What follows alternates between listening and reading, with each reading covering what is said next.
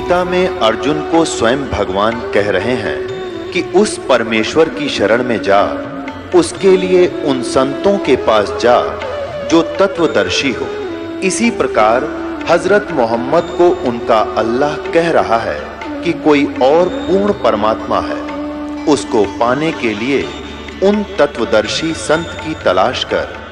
वो प्रभु कौन है, ये जानने के लिए कृपया अवश्य सुनिए जगत गुरु तत्वदर्शी संत रामपाल जी महाराज के अमृत वचन। अब परमात्मा ने बताया है अक्षर पुरुष एक पेड़ है और वो मूल जड़ गुप्त है। देखिएगा, परमात्मा ने यहां से प्रारंभ किया है क्योंकि वो स्वयं थे जड़, वो मूल थे सारे संसार के। अब अक्षर पुरुष एक पेड़ है, ये अक्षर पुरुष है, ये सर पुरुष है। अक्षर पुरुष ये तना समझो, उसकी एक मोटी डार निकली वो सर पुरुष यानी ब्रह्म समझो। और तीनों देवा ब्रह्म के तीन पुत्र हैं, आगे ये तीन शाखा हैं, रजगुण ब्रह्मा, सतगुण विष्णु, तमगुण शिव जी और पात रूप संसार। अब ये जड़ कौन है, ये दास बताएगा। ये परम अक्षर ब्रह्म है, सारी सृष्टि के रचनहार पूर्ण ब्रह्म परमेश्वर है। ये देखिएगा, अब ये राज खुलेगा आपके सामने। ये कबीर देव है, अनंत कोट ब्रह्मांड का एक रति नहीं भार, और ये सतगुरु पुरुष कबीर हैं कुल के सर्जनहार। अब गीता अध्याय नंबर 15 के श्लोक नंबर 3 में क्या कहा है, 2 और 3 में क्या कहा है, ये देखिएगा।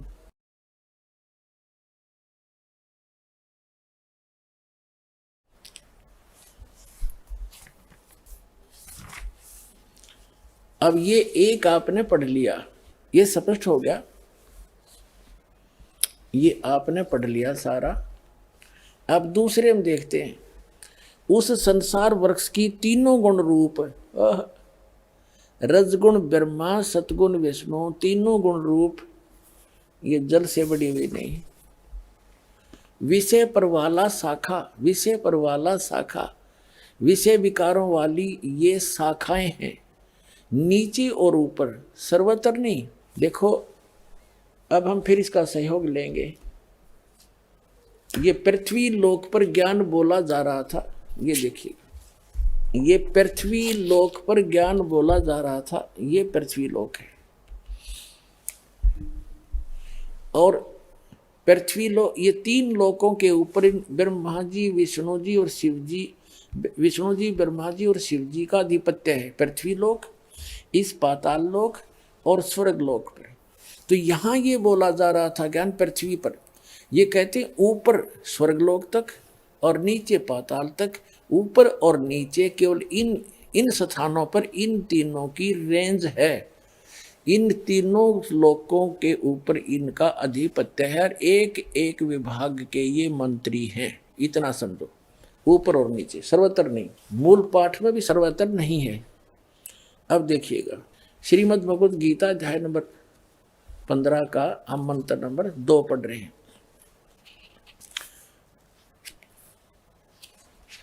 ये यहां से शुरू हुआ है। अध्याय नंबर 15 का श्लोक नंबर 2। उस संसार वृक्ष की तीनों गुण रूप, रजगुण ब्रह्मा जी, सतगुण विष्णु जी, तमगुण शिव जी। पहले ये क्लियर करते हैं। ये देखिएगा, मार्कंडे पुराण आपको दिखाते हैं। ये मार्कंडे पुराण है और गीता प्रेस गोरखपुर से प्रकाशित है।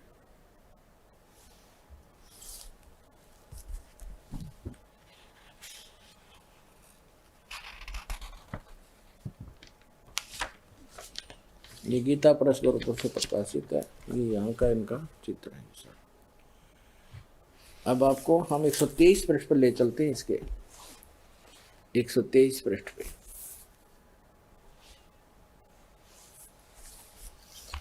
संक्षिप्त मार्कंडे पुराण, या मार्कंडे जी बोल रहे हैं। मार्कंडे जी बोले, मुने, ये सब कुछ बताते बताते इसके सामने आ जाते हैं। रजोगुण प्रधान ब्रह्मा, इस तरह स्वयंभू परमात्मा की 3 अवस्थाएं होती हैं। रजोगुण प्रधान ब्रह्मा, तमोगुण प्रधान रुद्र सत्व प्रधान विश्वपालक विष्णु हैं। यही तीन देवता हैं और यही तीन गुण हैं। अब ये स्पष्ट हो गया कि रजगुण ब्रह्मा, सतगुण विष्णु, तमगुण शिव जी, इन तीन देवता कह लो और चाहे तीन गुण कहो।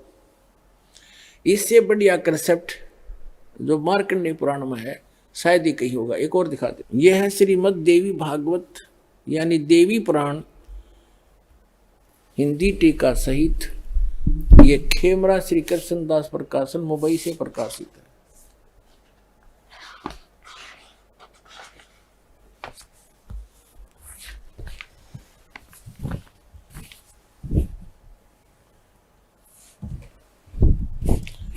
अथ देवी भागवतम सभाष्टीकम समात्यम खेमरा श्री कृष्ण दास प्रकाशन मुंबई 4। यहाँ इसका ये सारा कुछ लिखा हुआ है इधर,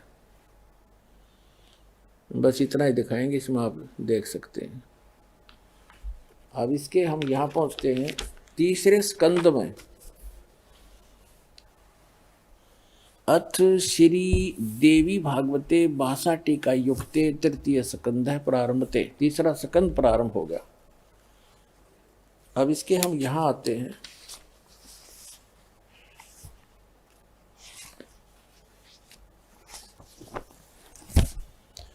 भगवान ये है अध्याय 11 प्रश्न नंबर 11 और भाषा टीका तृतीय स्कंद अध्याय 5 में। यहाँ 8वां श्लोक है।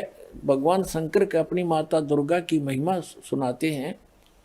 हे माता, यदि हमारे ऊपर सदा आप दया युक्त हो तो हमको तमोगुण में किस प्रकार प्रदान किया, और ब्रह्मा रजोगुण और हरि यानी विष्णु को सतोगुण युक्त किए। क्यों युक्त किए? अब ये बीच में संस्कृत आ जाती। अब हम संस्कृत पढ़ेंगे। ये 7वां श्लोक समाप्त हुआ, 8वां प्रारंभ होता है। यदि धर्मना न सदाम्बिके कथम अहम विहित च तमोगुण, मुझे तमोगुण क्यों बना दिया? कमल जय, कमल से उत्पन्न होने वाले ब्रह्मा जी को रजोगुण संभाव, रजोगुण क्यों उत्पन्न किया? और सुविता क्यों सतोगुण हरि और विष्णु जी को सतोगुण क्यों उत्पन्न कर दिया, क्यों बना दिया आपने? इति सिद्धम रजोगुण ब्रह्मा सतगुण विष्णु तमगुण शिव जी। फाइनल हो गया।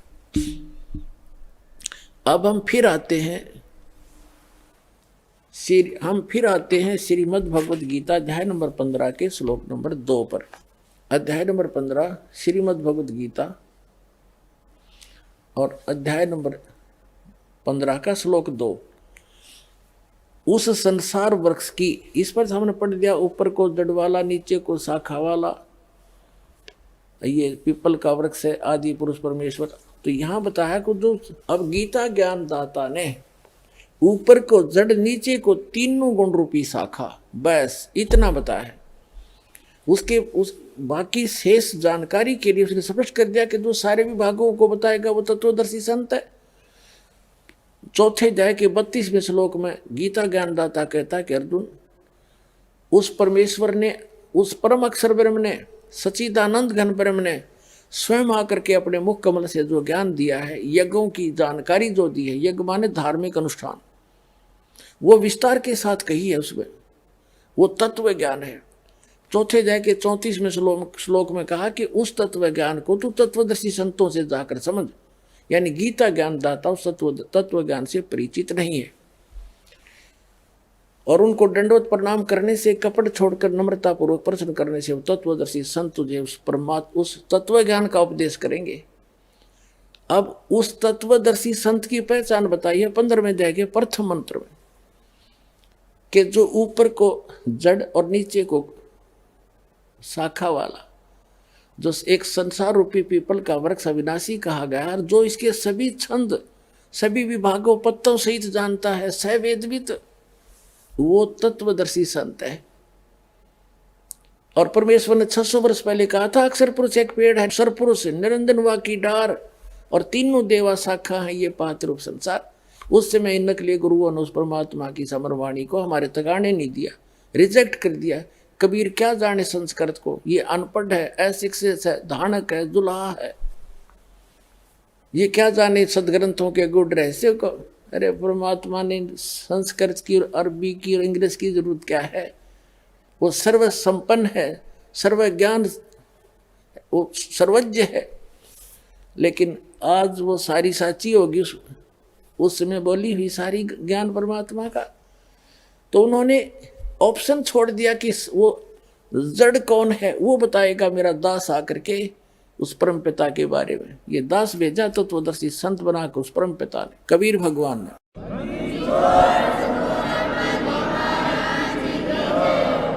अब इसमें क्या बताया है कि उस संसार रूपी वृक्ष की 15वें अध्याय के, देखिए 15वें अध्याय का अब हम पढ़ेंगे दूसरा श्लोक।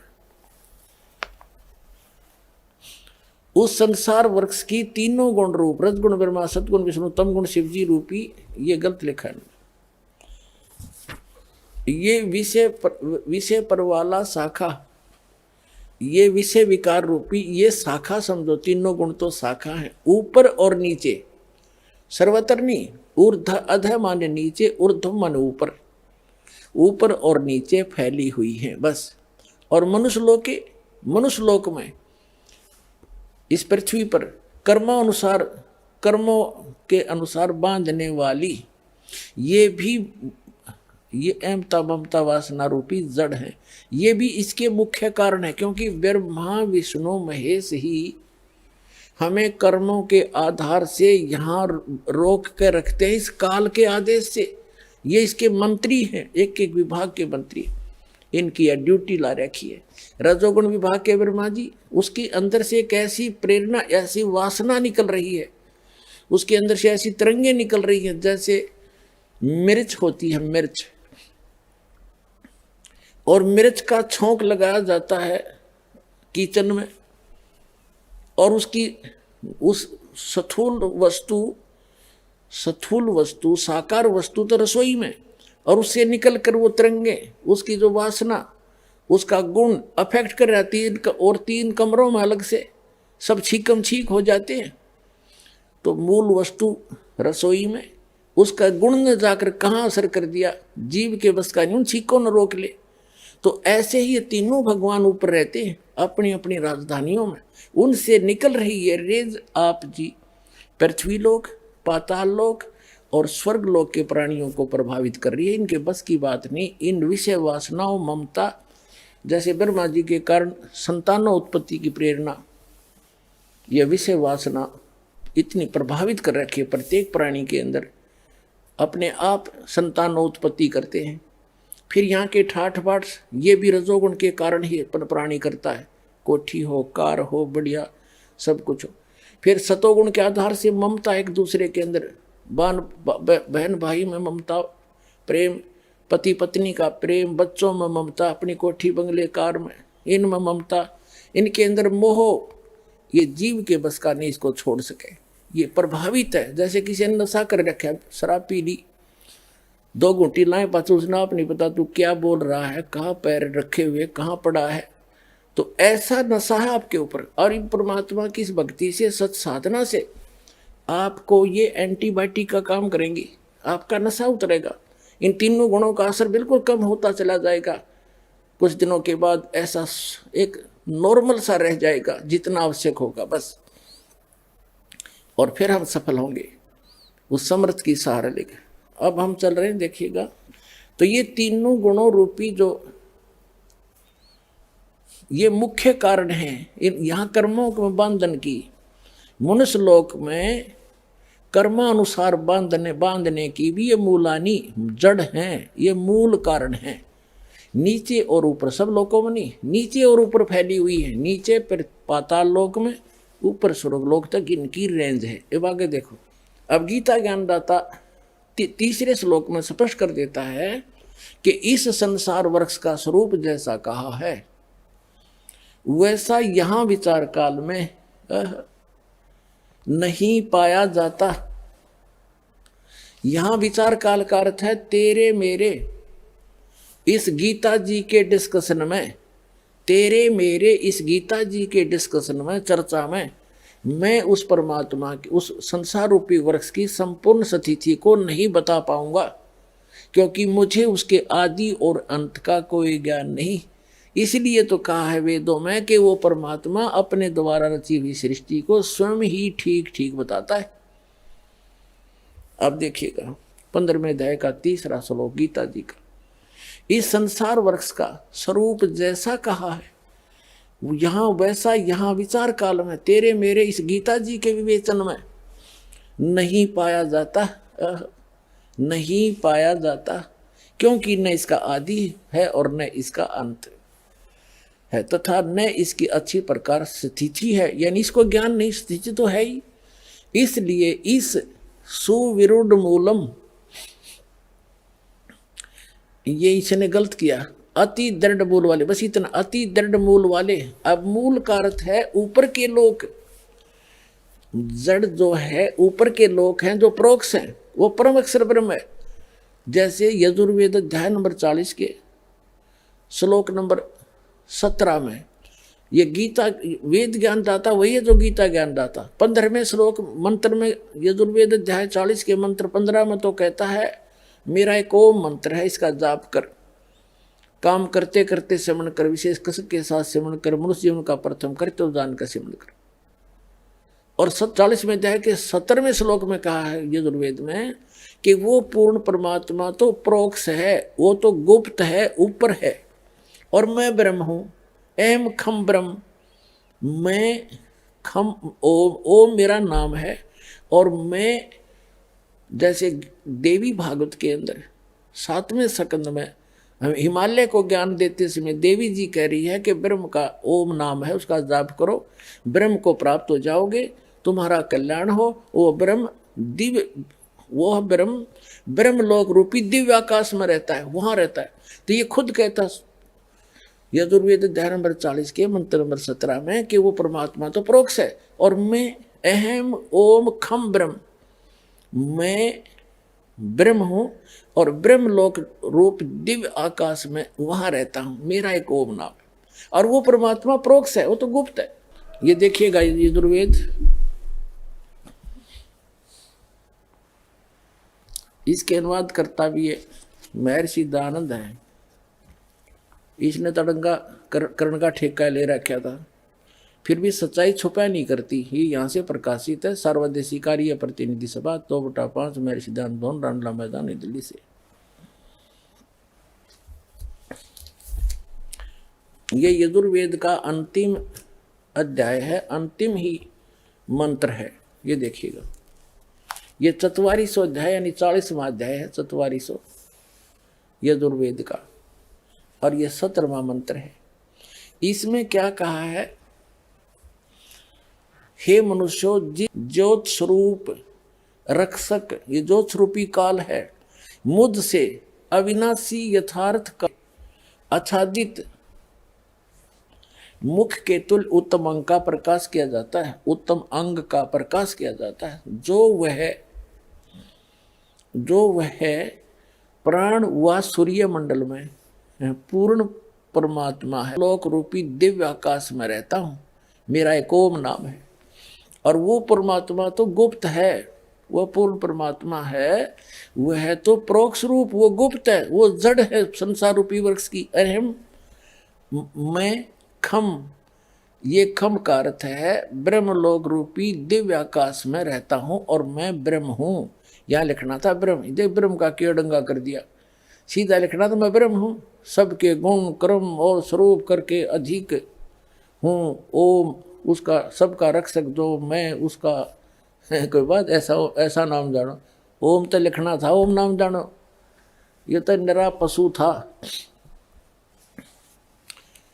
इसने कक का पता नहीं था, डंगा कर दिया। सीधा सा अर्थ है कि वो परमात्मा तो प्रोक्ष है, और ये वेद ज्ञान दाता वही है, गीता ज्ञान दाता वही है, और कहता है मेरा एक ओम नाम है, और मैं दिव्य आकाश रूपी ब्रह्म रूपी दिव्य आकाश, ब्रह्मलोक रूपी दिव्य आकाश में रहता हूं, और मेरा एक ओम नाम है। वो परमात्मा तो प्रोक्ष है, वो गुप्त है। तो ये जड़ है, वो जड़ रूपी भगवान वो गुप्त है। अब यहां बता रहा है कि श्रीमद् भगवत गीता अध्याय नंबर हम 15 पढ़ रहे हैं और श्लोक नंबर हम 3 पढ़ रहे हैं। 2 पढ़ लिया, तीसरा पढ़ रहे हैं। इस संसार वृक्ष का स्वरूप जैसा कहा है वैसा यहाँ विचार काल में तेरे मेरे गीता के डिस्कशन में नहीं पाया जाता, न इसका आदि है और न इसका और ज्ञान सब ज्ञान डी कबीर ज्ञान सो ज्ञान, और जैसे गोला तोब का युग करता चले मैदान। तो ये तोब का गोला यानी तत्वदर्शी तत्व ज्ञान उस कबीर भगवान के द्वारा दिया हुआ, उस शस्त्र से काट कर इसका मैदान कर दिया जाएगा। उसके पश्चात उस तत्व ज्ञान को समझ कर 15वें अध्याय का अब 4था श्लोक पढ़ रहे हैं। उसके पश्चात उस परम पद परमेश्वर को भली भांति खोजना चाहिए जिसमें गए हुए पुरुष फिर लौटकर संसार में नहीं आते, और जिस परमेश्वर से इस पुरातन संसार वृक्ष की प्रवृत्ति विस्तार को प्राप्त हुई है, अर्थात जिस परमात्मा ने संसार रूपी वृक्ष की रचना की है, जिसने सारे ब्रह्मांडों की रचना की है। इसका अर्थ ये है पुरातन संसार वृक्ष की प्रवृत्ति विस्तार को प्राप्त हुई, जिस परमेश्वर से इस संसार रूपी वृक्ष की प्रवृत्ति विस्तार को प्राप्त हुई, अर्थात जिसने इस परमात्मा इस संसार रूपी वृक्ष को यानी सब ब्रह्मांडों की रचना की है, उसी आदि पुरुष नारायण के मैं शरण हूँ। इस प्रकार दृढ़ निश्चय करके उस परमेश्वर का मनन और निधिध्यासन करना चाहिए। अब गीता ज्ञानदाता ने स्पष्ट कर दिया कि मेरी भक्ति से मोक्ष नहीं, जन्म मृत्यु तेरे भी रहेंगे मेरे भी रहेंगे अर्जुन, इसलिए केवल उसकी भक्ति कर जिसने सारे ब्रह्मांडों की रचना की है। उसके लिए तत्वदर्शी संतों की खोज कर। अब 17वें अध्याय के 23वें श्लोक में गीता ज्ञानदाता कहता है कि ओम तत्सत इति निर्देश है ब्रह्मण त्रिविध समर्थ है। अब 3 पुरुष हैं, सरपुरुष, अक्षर पुरुष और परम अक्षर पुरुष। ये कंसेप्ट क्लियर हो गया श्रीमद् भगवद गीता से ही। अब 3 ही इनके मंत्र हैं जाप करण के, और ये साधना है। कई भक्त जैसे ये कबीरपंथी यहाँ मार खा रहे थे कि हम क्यों जाप करें इन कमलों में बैठे हुए माँ विष्णु महेश के, और हम क्यों जाप करें इस सतनाम के, हम तो उस परमात्मा को पाना है। काल ने यहाँ रोल मार ली इनकी, अरे ये जाप बकवास ये करेंगे एंड बेंड अदर नाम अमर नाम पाताल सब सिंधु नाम, यही हंस का काम। ये एक आरती सी करते रहे, सतनाम सतगुरु सतनाम सतगुरु। अरे ये इस भ्रम में रहे कि कोई इनको टोक देता, तुमको बात करो सतनाम सतलोक की, हर भक्ति करो इन ओम नाम की ऋण की। ये कोई सारा ज्ञान है? वो काल के दूत ये विचलित हो गए क्योंकि इनको कंप्लीट नॉलेज नहीं था। हम ये जो मंत्र हैं ये हमारे औजार हैं, इंस्ट्रूमेंट हैं हमारे। जैसे हमने जल प्राप्त करना है पृथ्वी से, तो पृथ्वी हमारा जल इस उपास्य है, इष्ट है। हमारा उद्देश्य जल प्राप्त करना है, और वो की और पाइप और हैंड पंप जो ऊपर मशीन है वो तो एक उपकरण है। उनसे इन सब प्रयत्नों से ये साधन है, साधना है हमारी, इससे वो जल मिलेगा जिसके लिए हम तड़प रहे हैं। तो उस परमात्मा के पाने के लिए ओम तत्सति निर्देश है ब्रह्मण त्रिविध समर्थ है।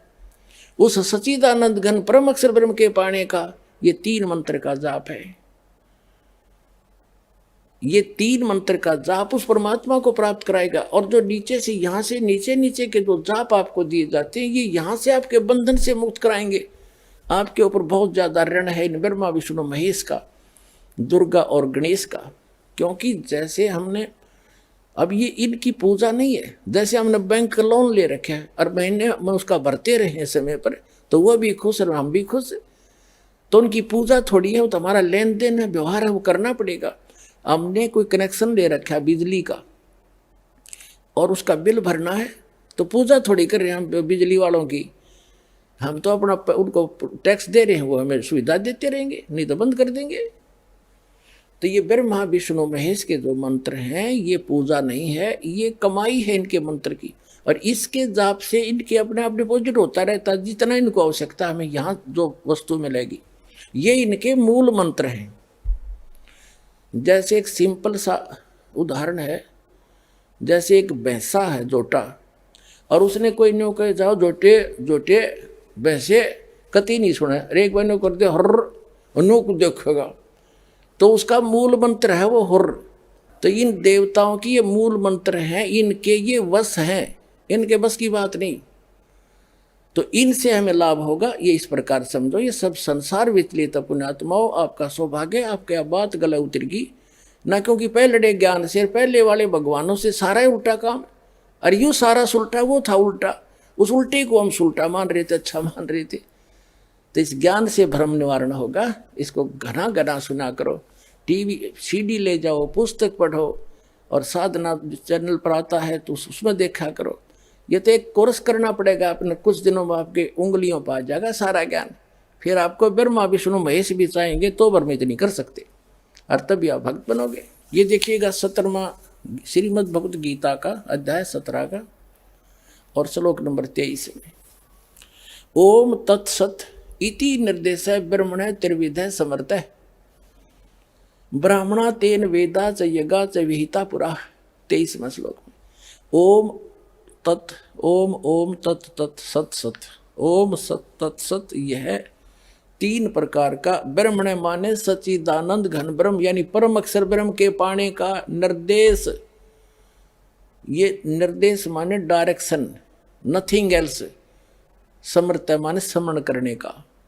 ये ओम तत्सत उस सच्चिदानंद घन ब्रह्म परम अक्षर ब्रह्म गीता ज्ञानदाता से अन्य जो मूल संसार रूपी वृक्ष की जो मूल है उसको प्राप्त करने का ये 3 मंत्र के साधना है, इससे वो मिलेगा। और जो आपको प्रथम मंत्र दिया जाता है वो इन कमलों से हमने बरी होना है, इनसे नो ड्यू सर्टिफिकेट प्राप्त करना है। तो इन मंत्रों के जाप जो दास ने आपको बताए हैं, एक दिन में 108 मंत्र, कोई घने नहीं होते, करके देखिए। तो कई भागों में कर ले, एक बार नहीं कर सके 10 कभी कर ले, 20 कभी कर ले, फिर 20 कर ले, यानी 3 भागों में कर ले, 4 में कर ले। लेकिन एक बार अभ्यास पड़ा फिर तो आप डिटे ना जा, कई माला फेर दोगे। तो जितना करोगे उतना ही अच्छा है, नहीं एक माला में आपका खूब काम चल जाएगा। और फिर ये सतनाम का जाप 2 अक्षर का, कई भ्रमित हो जाते हैं क्योंकि ज्ञान तो रहा नहीं हमें। छोटे मोटे 10 20 100 200 चेले बना रहा है, वो फिर उनको भ्रमित करने के लिए कह देता है कि पहले मंत्र में भी वही नाम है, सतनाम में भी वही मंत्र है। ये क्या मंत्र मेरे से यहीं मिलते हुए कर रहा है एक बकवाद। अरे भले आदमी, यदि तू ही ऐसा गुणी होता तो यहाँ आने की क्या जरूरत थी तुझे। अपन आत्माओं, जैसे एक लड़की के पिता का नाम हरि सिंह और पति का नाम हरि सिंह, तो हरि सिंह केवल नाम, उस नाम से नहीं, वो किसका मंत्र है। अब जब उसको पूछेगा तो किसकी बेटी है, हरि सिंह की, तो वो कहाँ उसकी सुरती जाएगी अपने पिता पे। और फिर कहेगा, आप पूछेगा आप किसकी पत्नी हो, हरि सिंह की। वो हरि सिंह कौन और वो हरि सिंह कौन, नाम एक है लेकिन वो व्यक्ति 2 हैं, और उनके गुण और उनके नाते में भी अंतर है। इसी प्रकार जो मंत्र आपको दिए जाते हैं, दास जो मंत्र दे उसने ब्लाइंड फेथ करके देखो, ये प्रमाणित है। सब महापुरुषों ने जिनको मोक्ष प्राप्त हुआ उन्होंने भी यही जाप किया। ये आपके रूबरू कई बार कर लिया, रह कर और भी करते रहेंगे आपको दृढ़ विश्वास कराने के लिए। तो इससे क्या हो गया कि उस सच्चिदानंद घन ब्रह्म परम अक्षर ब्रह्म के पाने का ओम तत्सत, ये 3 मंत्र के जाप का निर्देश है, नथिंग एल्स। निर्देश का अर्थ है डायरेक्शन, अग्रम मग्रम नहीं, विकल्प नहीं इसका, फिर कोई और मंत्र नहीं है। बोलो सतगुरुदेव की जय। परम पिता परमात्मा पूर्ण ब्रह्म सारी सृष्टि के रचनहार कबीर परमेश्वर जी की असीम रजा से पुण्यात्माओं, आप ये सत्यनारायण कथा सुनने के लिए उपस्थित हुए। अभी तक हमने जिन भी भगवानों को सत्यनारायण मान करके साधनाएं की, वो हमारी अबोधता थी, हमें ज्ञान ठीक से नहीं मिला था। हम श्री विष्णु जी को सत्यनारायण मानकर उनकी कथा सुना करते थे। सत्यनारायण का अर्थ है सत्य माने अविनाशी, नारायण माने मीन है यानी भगवान परमात्मा जो जल के ऊपर विराजमान होने वाला। नार माने जल, आयन माने उस पर आकर के विराजमान होने वाला, उसको नारायण कहते हैं। तो सत्य माने अविनाशी, नारायण माने परमात्मा, वो भगवान जो जल के ऊपर आकर विराजमान होता है, वहां निवास करता है। तो श्री विष्णु जी सतोगुण भगवान हैं, ये नासवान हैं। श्री देवी पुराण सचित्र मोटा टाइप, गीता प्रेस गोरखपुर से प्रकाशित के 123 पृष्ठ पर, उसमें स्पष्ट लिखा हुआ है, विष्णु जी कहते हैं अपनी माता दुर्गा से कि तुम शुद्ध स्वरूपा हो, ये सारा संसार आप ही से उद्भासित हो रहा है, मैं ब्रह्मा और शंकर आप ही की कृपा से विद्यमान है। हमारा तो आविर्भाव माने जन्म और तिरोभाव मीन मृत्यु होती है, हम अविनाशी नहीं। तो हमने गलती से इस चतुर्भुजी भगवान विष्णु जी को सत्यनारायण मान लिया, हमारे धर्म गुरुओं को ज्ञान नहीं था। अब सत्यनारायण अविनाशी भगवान कौन है? सत्य साहिब कहो, सत्यनारायण कहो, परम अक्षर ब्रह्म कहो, ये कौन है? ये असंख्य ब्रह्मांड का रचनेहारा और संचालक, इन सब का जनक है। वो कौन है? उसका शुभ नाम क्या है? उनका शुभ नाम है बंदी छोड़ कबीर साहेब, कबीर परमेश्वर, सत कबीर यानी सत साहेब। सत साहेब तो उसकी उपमा है, उनका गुण है, और वास्तविक नाम उनका है कबीर परमेश्वर। तो वो कौन है? जो काशी के अंदर 120 वर्ष तक एक जुलाहे की भूमिका, दानक की भूमिका करते हुए पूरे विश्व को ज्ञान प्रदान किया करते थे, वो परमात्मा सत्यनारायण हैं, सत्य साहेब हैं। तो पुण्यात्माओं, ये ज्ञान कहां से हुआ कि ये सत्यनारायण है? ये ज्ञान हमें इस दास को कैसे हुआ? परमेश्वर की एक वाणी पढ़ी कबीर भगवान की कि वेद मेरा भेद है, मैं ना वेदन के माही, और जौन वेद से मैं मिलूं ये वेद जानते नहीं। ये चारों वेद मेरी ही महिमा का गुणगान कर रहे हैं, मेरी महिमा बता रहे हैं, लेकिन इन वेदों में वर्णित विधि से मेरी प्राप्ति नहीं हो सकती। इनसे हटकर एक और वेद है जिसको सूक्ष्म वेद कहते हैं, जिसको तत्व ज्ञान भी कहते हैं। उस वेद के अंदर मेरे पाने की विधि है और उसका ज्ञान इन वेदों में किसी में नहीं। तो यहां परमात्मा ने कहा है कि वेद मेरा भेद है और मैं ना मिलूं वेदन के माही, और जौन वेद से मैं मिलूं वो वेद जानते रहे। इसका प्रमाण कहाँ है? श्रीमद् भगवत गीता अध्याय नंबर 4 के श्लोक नंबर 32 में गीता ज्ञानदाता कहता है कि अर्जुन, जो अभी आपने सुना श्लोक 25 से लेकर 31 तक कि कोई तो देवताओं की पूजा करता है, कोई हठ योग करता है, कोई तीक्ष्ण व्रत रखता है, अहिंसावादी बनकर घूमता है, कोई स्वाध्याय करते रहते हैं, कोई केवल योग अभ्यास करते हैं, कोई प्राणों की श्वासों की गति को आते जाते देखते रहते हैं। ये सभी साधक अपनी साधना को पापनाशक जानते हैं, इसको अच्छा मानते हैं, तभी तो वो कर रहे हैं। जब उनको ज्ञान होगा कि साधना ठीक नहीं है तो तुरंत त्याग देंगे। और चौथे अध्याय के 32वें श्लोक में बताया है कि उस परमेश्वर ने, सच्चिदानंद घन ब्रह्म ने अपने मुख कमल से तत्व ज्ञान बोलकर सुनाया है। वो सच्चिदानंद घन ब्रह्म की वाणी है, वो तत्व ज्ञान है। और उसके अंदर ये यज्ञों की जानकारी, यज्ञ माने धार्मिक अनुष्ठानों की जानकारी विस्तार के साथ की गई है, वो तत्व ज्ञान है। उसको जानने से फिर सभी पापों से मुक्त हो जाता है प्राणी। चौथे अध्याय के 34वें श्लोक में कहा कि उस तत्व ज्ञान को तू तत्वदर्शी संतों के पास जाकर समझ। उनको दंडवत प्रणाम करने से, कपट छोड़कर नम्रतापूर्वक सरलतापूर्वक प्रसन्न करने से वे तत्वदर्शी संत तुझे उस तत्व ज्ञान का उपदेश करेंगे। अब श्रीमद् भगवत गीता जो है वेदों का सारांश है, चारों वेदों का, और बहुत ही निर्णायक ज्ञान है श्रीमद् भगवत गीता के अंदर। अब यजुर्वेद अध्याय नंबर 40 के मंत्र 10 से लेकर 13 में एक विशेष ज्ञान दिया है। वेद ज्ञान दाता कौन है?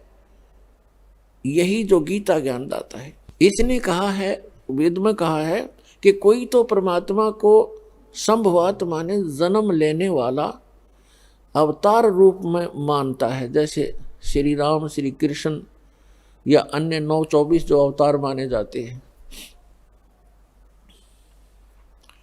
ऐसे मानता है। कोई कहता वो जन्म लेता ही नहीं, असंभवात है। इसकी जानकारी तत्वदर्शी संत देते हैं, उनसे सुनो। इससे सिद्ध हो गया कि वेद में वो ज्ञान नहीं है। यदि वो कंप्लीट ज्ञान होता तो ये श्लोक, ये शब्द वेद में नहीं होते। और इसी का सारांश श्रीमद् भगवत गीता है। और श्रीमद् भगवत गीता अध्याय नंबर 4 के श्लोक नंबर 34 में भी यही कंसेप्ट क्लियर किया है, यही स्पष्ट कर दिया है कि वो तत्वदर्शी संत उस तत्व ज्ञान से परिचित हैं, उनसे पूछो। तो गीता के जी के अंदर भी वो ज्ञान नहीं है। वो सच्चिदानंद घन ब्रह्म ने जो अपने मुख कमल से बोला वो तत्व ज्ञान है, वो सूक्ष्म वेद है। और उसकी जानकारी इस दास के अतिरिक्त इस विश्व में किसी के पास नहीं है, क्योंकि उस परमात्मा ने स्पेशल इसी काम के लिए भेजा है।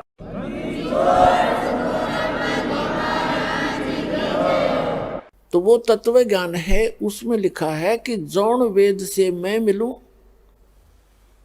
ये वेद जानते नहीं। तो पुण्यात्मा वो परमात्मा स्वयं आते हैं, अपने मुख कमल से वो ज्ञान प्रचार करते हैं। और उसी ज्ञान को परमात्मा ने स्वयं ही आकर के, जैसा उनका विधान है, वेदों के अंदर परमात्मा की महिमा सुनाई गई है। जैसा कि आपने परमात्मा की वाणी, कबीर साहिब की वाणी अभी सुनी कि वेद मेरा भेद है, मैं ना मिलूं वेदन के माही, और जौन वेद से मैं मिलूं ये वेद जानते नहीं। ऋग्वेद मंडल नंबर 9 सूक्त 86 मंत्र नंबर 26 और 27 में, ऋग्वेद मंडल नंबर 9 सूक्त 82 मंत्र 1, 2, 3 में, ऋग्वेद मंडल नंबर 9 सूक्त 54 मंत्र 3 में, ऋग्वेद मंडल नंबर 9 सूक्त 20 मंत्र 1 में, ऋग्वेद मंडल नंबर 9 सूक्त 94 के मंत्र नंबर 1 में, ऋग्वेद मंडल नंबर 9 सूक्त 95 के मंत्र 2 में, ऋग्वेद मंडल नंबर 9 सूक्त 96 यानी 96 के मंत्र 10 से लेकर 20 में। उसका ये सारांश है कि वो पूर्ण परमात्मा, वो परम अक्षर ब्रह्म, सर्वोत्पादक परमात्मा, सबकी उत्पत्ति करने वाला, सबका पिता, ऊपर के लोक में रहता है, ऊपर, और सिंहासन पर राजा के समान विराजमान है। सिर पर मुकुट है, श्वेत छत्र है, ऊपर बहुत बड़े एक महल नुमा और गोल आकार के गुम्बज के अंदर सेंटर में भगवान का वो सिंहासन विराजमान है। और जब वो यहाँ आता है, क्योंकि यहाँ काल का लोक है और ये एक शैतान है, ये काल, इसने सबको मिसगाइड करना इसका उद्देश्य है, और सबको गलत साधना पर आधारित करना, सारी बुराइयां करवाना, इनके कर्म बिगड़वाना, इसका मूल कर्तव्य है। इसका जो है एक धर्म बना हुआ है। शराब, मांस, तंबाकू सेवन करना, चोरी, ठगी, जारी, रिश्वतखोरी करके अपने कर्म बिगड़वाना, ये इसका परमो धर्म है। और उस परमात्मा का धर्म है कि इन बुराइयों से छुड़ाना, अपने बच्चों को अपराधों से बचाना और सच्चा ज्ञान बताना। उसके लिए वो स्वयं ही आते हैं। ये सच्चा ज्ञान किसी के पास नहीं जाने देता। अपने सतर का ज्ञान और अपने जो संदेशवाहक काल के दूत भेजकर वो संत रूप में जनता को और भी अधिक मिसगाइड कर देते हैं। तो उस सच्चे ज्ञान को देने के लिए उस परमात्मा को स्वयं ही आना पड़ता है। और वो अच्छी आत्माओं को मिलते हैं जो दृढ़ भक्त होते हैं। उनको उपदेश देने के उद्देश्य से, उपदेश करने के उद्देश्य से वो परमात्मा आते हैं और उनको तत्व ज्ञान से परिचित कराते हैं और एक कवियों की तरह आचरण करते हैं। और अपने उस तत्व ज्ञान को अपने मुख कमल से, लोकोक्तियों के माध्यम से, मन श्लोक यानी दोहों के माध्यम से, कविता से बोल बोल कर उच्चारण करके वो सुनाया करते हैं। जिस कारण से वो एक प्रसिद्ध कवियों में से भी एक प्रसिद्ध कवि की उपाधि प्राप्त करते हैं और वो कवियों की तरह आचरण करते हैं। अपने मुख कमल से वो ज्ञान सुनाते हैं, लेकिन वो होते हैं परमात्मा। अन्य कवियों का जो ज्ञान है वो अपने सतर का एक, जैसे आम कवि होता है वैसा ही ज्ञान होता है, लेकिन ये परमात्मा भी उसी प्रकार का आचरण करता है, लेकिन इनका ज्ञान श्रेष्ठ होता है और सब सदग्रंथों से मेल होता है। लेकिन वो एक प्रसिद्ध कवि की उपाधि भी प्राप्त करते हैं, लेकिन वो होते हैं भगवान। आइए अब हम उन श्रद्धालुओं के अनुभव जानते हैं जो जगत गुरु तत्वदर्शी संत रामपाल जी महाराज जी से दीक्षा प्राप्त कर चुके हैं तथा उनके द्वारा बताए गए भक्ति मार्ग पर चल रहे हैं। नमस्कार जी। नमस्कार सर। क्या नाम है जी आपका? पुष्पा सिंह। कहाँ से हैं आप? झारखंड से। हम आपसे ये जानना चाहेंगे कि संत रामपाल जी महाराज जी से आपने कब नाम दीक्षा ली? 2011 4 मार्च। संत रामपाल जी महाराज से नाम दीक्षा लेने से पहले क्या आप कोई भक्ति साधना करते थे? हाँ जी, करते थे। हिंदू मुताबिक में जो देवी देवता का भक्ति करते थे उसी के अनुसार हम चल रहे थे, पर कोई लाभ नहीं मिल रहा था। क्या भक्ति साधनाएं करते थे आप? देवी देवता की भक्ति, जैसे शंकर भगवान, हनुमान जी। व्रत वगैरह करते थे? हाँ, किया करते थे, जैसे हमारे घर में बताया करते थे तो किया करते थे। आपसे ये जानना चाहेंगे कि फिर आपने संत रामपाल जी महाराज जी से नाम दीक्षा क्यों ली? क्या कारण हुआ कि आपको संत रामपाल जी महाराज जी से नाम दीक्षा लेनी पड़ी?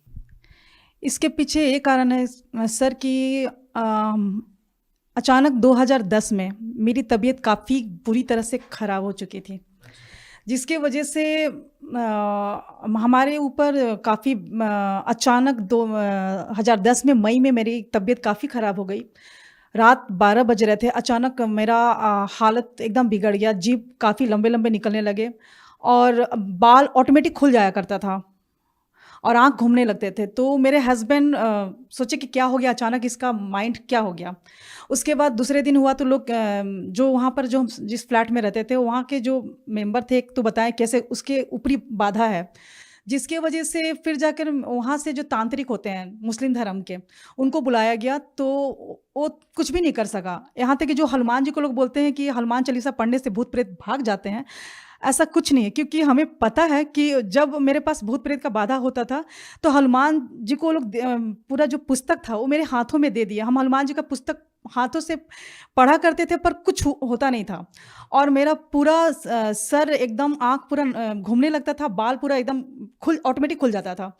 तो मेरे घर के सारे लोग बहुत काफ़ी परेशान थे, एकदम काफ़ी निराश हो गए, जिसके वजह से काफ़ी उन लोगों को मतलब दुखों का सामना करना पड़ा। मेरे माँ पिताजी काफ़ी रो रहे थे क्योंकि उस घर की सबसे बड़ी बेटी थे, तो जिसके वजह से वो लोग काफ़ी दिखाने का कोशिश किए, पर कुछ दिन तक ठीक रहता था, पर ऐसा कुछ नहीं हुआ। जब वहाँ हजारीबाग में ठीक नहीं हुआ तो फिर मेरा गांव पड़ता है आरा जिला, वहाँ पर भी लोग दिखाएं किसी न किसी मतलब तांत्रिक से, देवी देवता से, मंदिरों में हनुमान जी, काली जी का सब जगह गए, पर वहाँ भी कुछ ऐसा निवारण नहीं हो सका। उसके बाद फिर वहाँ से वापस आए तो हमारे घर मैके जमशेदपुर पड़ता है, वहाँ पर भी गए तो नवरात्र सब मेरी मम्मी लोग की थी, पर ऐसा कुछ होता नहीं था। मेरा ऑटोमेटिक नवरात्र के ही दिन में मेरे पूरे मतलब 9-10 भूत प्रेत का बाधा ऐसा लग रहा था। फिर मेरी मम्मी बहुत घबराई, फिर एक मुस्लिम धर्म के तांत्रिक के पास लेकर गई, जिससे पता चला कि मेरे अंदर 7, 8, 10 भूत थे। तो जिसके वजह से वहाँ पर मतलब कुछ दिन तक तो ठीक रहे, 1-2 महीना तक। उसके बाद फिर मेरा वही स्टार्ट होने लगा। फिर दोबारा 2011 में मेरा फरवरी मार्च में मेरे अचानक तबीयत काफ़ी ख़राब हो गया, क्योंकि 26 जनवरी 2011 में नेशनल गेम लगा हुआ था रांची में, जिसकी वजह से हम वहाँ पर कोच का काम करते थे। मेरी अचानक तबीयत काफ़ी ख़राब हो गई, जिसकी वजह से मेरी मम्मी तुरंत जमशेदपुर लेकर गई। वहाँ पर मेरी हालत ख़राब होने की वजह से तांत्रिक के पास गए। वहाँ पर जितने भूत प्रेत था वो निकालने का कोशिश करता था। उसमें से एक कुल देवता थे हमारे, जो घर के मम्मी पापा के घर के मायके घर कुल देवता थे, अनजान बाबा जिनका नाम था। तो वो उस तांत्रिक से नहीं निकल रहा था। उसने पूरे डंके के चोट पे बोल दिया कि अपने बेटी को तू बचा नहीं सकता, चाहे तू कहीं भी किसी भी कोना में पृथ्वी के किसी भी चल जाओ, नहीं बचा सकता है। अगर तुम्हारी बेटी बच सकती है तो सिर्फ एक ही जगह बच सकती है, हरियाणा में बापों का बाप बैठा है, यानी वो परमात्मा बैठा है, वहाँ पर ही तुम्हारी बेटी बच सकती, नहीं तो कहीं भी किसी भी धरती के कोने पर क्या पूरे ब्रह्मांड में नहीं बचा सकता है। सिर्फ हरियाणा में ही जाएगा तो तुम बचा सकते हो। किसने बोला ये? ये मेरे जो अंदर भूत था, कुल देवता अनजान बाबा का नाम से, वो फेमस था, तो उसने कहा। क्या उससे पहले आप लोगों ने संत रामपाल जी महाराज जी का नाम सुना था? नहीं, नाम नहीं सुना था। इसके वजह से हम काफ़ी परेशानियों से घिरे हुए थे। ये कब की बात है? ये 2011 की बात है। इससे पहले आपने कभी संत रामपाल जी महाराज जी का नाम नहीं सुना था? नहीं, 2010 में मेरे हस्बैंड को बुक मिली हुई थी, जो उन्होंने हमें बताया नहीं था कि ज्ञान गंगा पुस्तक उनको मिल चुका है, क्योंकि ट्रेन में वो लेकर आए और फिर वो वैसे ही घर में रख दी। आपको बाद में पता चला? हाँ, 2011 में जनवरी के समय में उस बुक को अचानक, हम जैसे हस्बैंड वाइफ दोनों जॉब करते हैं, तो मेरा लेजर पीरियड था, तो मेरा खाली पीरियड था, तो हम सोचे कि इस बुक में क्या है, ज्ञान गंगा नाम है, कुछ डिफरेंट बुक है, तो उस बुक को हम लेकर गए। दरअसल हम आपसे ये जानना चाहते हैं कि संत रामपाल जी महाराज जी का नाम, जो आपके अंदर जो प्रेत आत्मा थी, जिनको आप बता रहे हैं कोई बाबा थे, उन्होंने कहा कि संत रामपाल जी महाराज हरियाणा में कोई संत है, ऐसा महात्मा है जो आपकी इस भूत प्रेत की बाधा को ठीक कर सकता है। तो हम आपसे ये जानना चाहते हैं कि आपके पति को जो पुस्तक मिली थी, क्या उस टाइम पे आपको पता चल चुका था संत रामपाल जी महाराज जी ही आपकी इस समस्या को दूर कर सकते हैं? ये पुस्तक 2010 में अगस्त में मिला ट्रेन में, जो मैं पढ़ नहीं सकी थी। उसको ठीक जनवरी में मैंने 2011 में पढ़ा। उस पुस्तक को पढ़ने के बाद बहुत सारा चमत्कार पड़े हुए थे। मैंने कभी नहीं सुना था संत रामपाल जी महाराज जी के बारे में, तो सिर्फ मैंने इतना सोचा कि परमात्मा भगवान का जो उसमें लाभ कैसे होता है, किस तरह होता है, भगवान कैसे सुख देता है, उस ज्ञान गंगा पुस्तक के पढ़ने के बाद ही पता चला। पहले तो ऐसा था कि भक्ति करते थे पर लाभ कुछ होता नहीं था। नहीं, ऐसा भी तो हो सकता है कि आपने पुस्तक पढ़ी और माइंड में आपको ये बातें घूमने लगी कि उसके बाद ही आपके अंदर जो प्रेत है उसने कहा हो कि संत रामपाल जी महाराज जी के पास चले जाओ, या उससे पहले आपने कभी नाम ही नहीं सुना था? नाम तो सुना नहीं था, बल्कि उसके बाद वो खुद प्रेत बाधा उसने खुद कह दिया कि आपकी बेटी बच ही नहीं सकती है। उसके बाद आपने संत रामपाल जी महाराज जी के बारे में जानना शुरू किया था। तो फिर जाके फिर हमारे घर के फैमिली काफ़ी दुखी थे, जिसकी वजह से उन्होंने फिर संत रामपाल जी महाराज जी का कैसे जाना होता है, उसका पीछे जो ज्ञान गंगा पुस्तक के पीछे जो नक्शा लिखा हुआ था, उसके मुताबिक हम लोग टिकट कटवाएं और फिर बरवाला आश्रम हरियाणा पहुँचे। अच्छा, जो बातें जहाँ से शुरू होती है वही अब मुकाम पे है कि जैसे ही जो आपके अंदर जो भूत प्रेत की बाधा थी, उन्होंने कहा कि संत रामपाल जी महाराज जी ही ठीक कर सकते हैं, पूरी पृथ्वी पर केवल एक ही जगह है। क्या वो बात सही साबित हुई? जो आपके अंदर भूत प्रेत जो बोल रहा था कि केवल वहीं पर ये बाधा ठीक हो सकती है, तो क्या संत रामपाल जी महाराज जी से नाम दीक्षा लेने के बाद ही आप ठीक हुए? जब हम सब तरह से थक चुके थे, मंदिर, मस्जिद, गुरुद्वारा सब जगह जा चुके थे, जब इंसान का तबीयत खराब होता है ना, तो उसके माँ पिताजी काफ़ी दुखी होते हैं। तब उन समय वो हिंदू, मुस्लिम, सिख, ईसाई नहीं देखते हैं, वो सभी धर्म में जाना स्टार्ट कर देते ताकि उसका बच्चा ठीक हो सके। उस समय वहाँ पर मानसिकता खत्म हो जाता है, जाति पाति क्या होता है। तो उसके बाद हमारी जब संत रामपाल जी महाराज जी के शरण में गए, तो जो हमारे भूत पाता का बाधा था, जो हम जिसकी वजह से काफ़ी परेशान हुआ करते थे, वो संत रामपाल जी के महाराज जी के शरण में जाते ही और नाम दीक्षा लेते ही आशीर्वाद मात्र से, सिर्फ दर्शन फर्स्ट बार ही मैंने किया था। ये भी नहीं जानते थे कि संत रामपाल जी महाराज जी कि मतलब क्या होता है, मतलब वहाँ पर जैसे गए तो वहाँ के सभी आश्रम में रखते ही पाँव एक अलग सा माहौल लगा, एक अलग सा दुनिया, जहाँ लगा कि पूरा दुखों का संसार में से निकल के सतलोक जो आश्रम पहुँचे, लगा कि एक बहुत सुकून शांति भरा दुनिया था। जो हमें प्यार उस दुनिया में नहीं मिल सका, वो सतलोक आश्रम में मिला, अपनापन। और संत रामपाल जी महाराज जी के पास जाते ही हमारा तुरंत जो हमारे भूत प्रेत का जो बाधा था, वो संत रामपाल जी महाराज जी के दया से एकदम बिल्कुल पूरी तरह से ठीक है। और जो छोटी मोटी हमारी जो बीमारियां थी, बहुत सारी बीमारियां थी छोटी मोटी, वो तो परमात्मा ने उसी समय हमारे जो उनके मंत्र जो देते हैं संत रामपाल जी महाराज जी, उसमें इतनी पावर है, इतनी शक्ति है। उस मंत्र को करते करते में जो हमारी छोटी मोटी जो भी बीमारियां थी या जो भी थी, माइग्रेन थे, वो सारे परमात्मा के उस मंत्र के करने से ही हो गए समाप्त। तो आपकी जो इतनी बड़ी समस्या थी वो संत रामपाल जी महाराज जी से नाम दीक्षा लेने के बाद ठीक हो गई। इसके अलावा संत रामपाल जी महाराज जी से नाम दीक्षा लेने के बाद आपको कोई लाभ मिला हो? ऐसे तो संत रामपाल जी महाराज से जुड़ने के बाद भगवान क्या होता है, कैसे सुख देता है, ये संत रामपाल जी महाराज जी के शरण में ही आने से पता चला। जैसे सभी संत कहा करते थे कि सबका मालिक एक है, और कहीं कहीं पढ़ा भी करते थे, किसी मंदिर में या ट्रक के पीछे पढ़ा करते थे कि सबका मालिक एक है, पर किसी ने उसका नाम नहीं बताया कि वो मालिक है कौन। संत रामपाल जी महाराज जी विथ प्रूफ के साथ ये साबित करते हैं कि वह पूर्ण परमात्मा, सबका मालिक एक है, जिसका नाम कबीर है। तो वो पूरे सभी धर्मों से रिलेटेड जितने बुक है, गुरु ग्रंथ साहिब, गीता, बाइबल, वेद, उस सबसे निकाल के पूरा प्रूफ के साथ वो साबित किए हैं कि सुप्रीम परमात्मा सिर्फ कबीर परमेश्वर है। उसकी भक्ति करने से ही संपूर्ण लाभ मिलता है। आपसे एक बात और जानना चाहेंगे कि संत रामपाल जी महाराज जी जो भक्ति साधना आप लोगों को बता रहे हैं, ये भक्ति साधना पूरे विश्व में कोई नहीं बता रहा है, तो ऐसा कैसे संभव हो सकता है कि संत रामपाल जी महाराज जी ही, आप कहते हैं कि केवल वही शास्त्रों के अनुसार भक्ति बता रहे हैं, बाकी अन्य जो संत है वो नहीं बताते?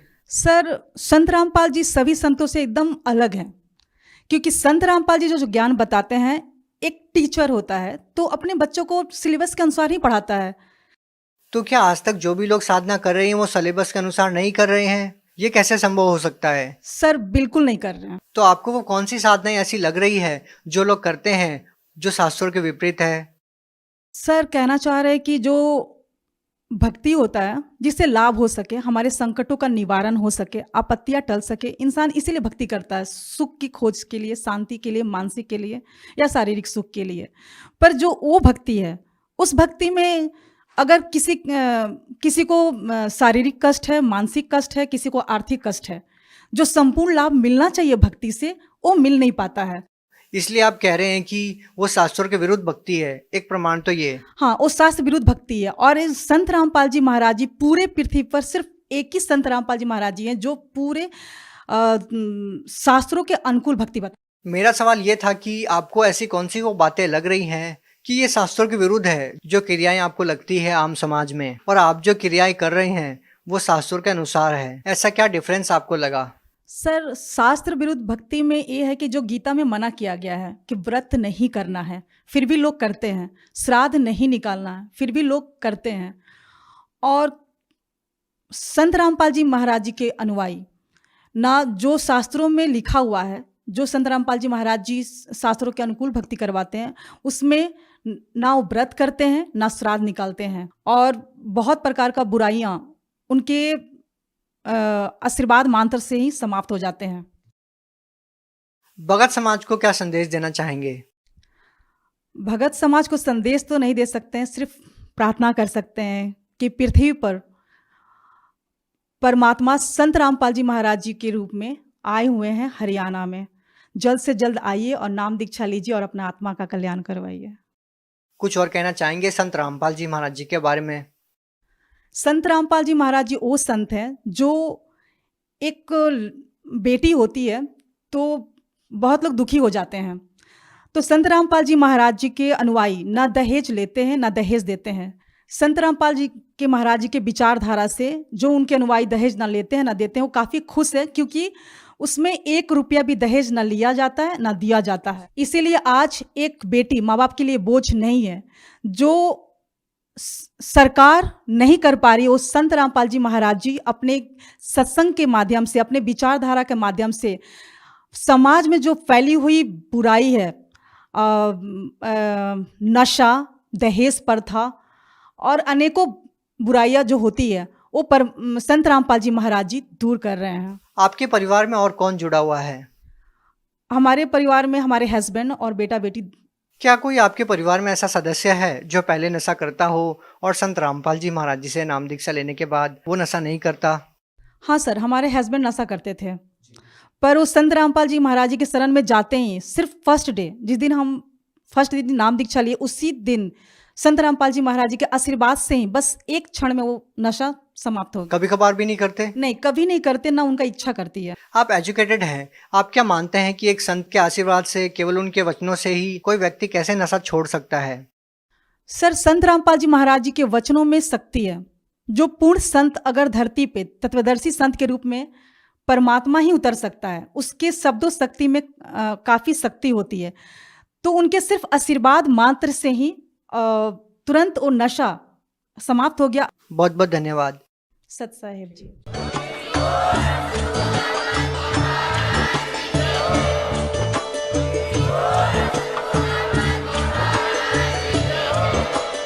आप सुन रहे थे जगत गुरु तत्वदर्शी संत रामपाल जी महाराज जी के मंगल प्रवचन। अधिक जानकारी के लिए विजिट कीजिए हमारी वेबसाइट www.jagatgururampalji.org। संत रामपाल जी महाराज जी के शुभ आशीर्वाद से पूरे विश्व भर में 500 से भी ज्यादा नाम दीक्षा केंद्र हैं, जिन पर संत रामपाल जी महाराज जी द्वारा ऑनलाइन निशुल्क नाम दीक्षा दी जा रही है। अपने नजदीकी नाम दीक्षा केंद्र का पता करने के लिए संपर्क करें 8222880541।